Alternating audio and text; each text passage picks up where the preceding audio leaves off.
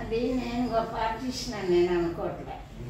నాన్నగారు గొప్ప రైటర్ కనుక ఆయన రచన సజీవంగా నిలిచింది అని నేను అనుకుంటాను. అంత గొప్ప డైలాగ్ రాశారు. ఆ మాట చెప్పండి. ఇప్పుడే అండర్స్టాండ్లో అంటే డైలాగ్ గోలీ మాట. నాన్నగారు అంత పేరు తెచ్చుకోవాలి బాగుండాలి కానీ